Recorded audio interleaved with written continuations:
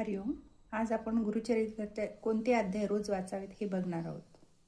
नमस्कार. श्री स्वामी समर्थ. पहा, आता दत्त जयंती जवळ आली आहे. दत्त जयंतीनिमित्त स्वामींची सेवा करणार आहोत. या व्हिडिओमध्ये अत्यंत प्रभावी सेवा करणार आहोत. आपल्याला 4 डिसेंबरपर्यंत सेवा करायची आहे. ज्यांना गुरुचरित्र पारायण करायची खूप इच्छा आहे पण ते कामामुळे व्यवसायामुळे करू शकत नाहीत, त्यांना ही सेवा करता येणार आहे. ते कसे ते बघा.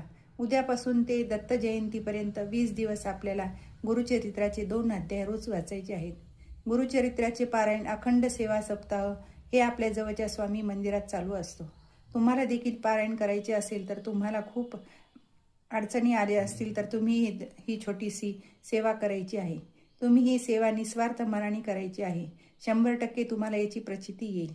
याचा अनुभव कोणाला आला असेल तर कमेंट बॉक्समध्ये नक्कीच सांगा, जेणेकरून हे अनुभव वाचून त्यांना देखील सेवा करण्याची शक्ती व स्फूर्ती येईल. ह्या 20 दिवसाच्या म्हणजेच दत्त जयंतीपर्यंतचा काळ हा दत्ततत्व खूप प्रमाणात सक्रिय असतो. त्यामुळे आपल्या इच्छा पूर्ण होण्यासाठी खूप मदत होते व आपल्याला लवकरच फळ मिळते. दत्तगुरू सर्वांसाठी बसलेले आहेत. त्यामुळे ज्यांना पूर्ण पारायण जमत नाही त्यांनी हे अध्याय 14वा अध्याय व 18वा अध्याय नियमित वाचावा. दत्त जयंतीपर्यंत वाचावा. इच्छापूर्तीसाठी करत असाल तर संकल्प सोडूनच ही सेवा करायची आहे. हे पारायण करत असताना आपण पवित्र असणे गरजेचे आहे व पर अन्न घ्यायचे नाही. हे पारायण करताना तुम्हाला पूजा मांडण्याची गरज नाही.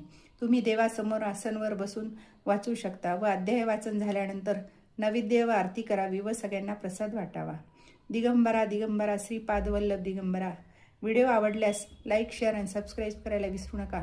कमेंट्स बॉक्समध्ये जय दत्त दिगंबरा लिहायला विसरू नका.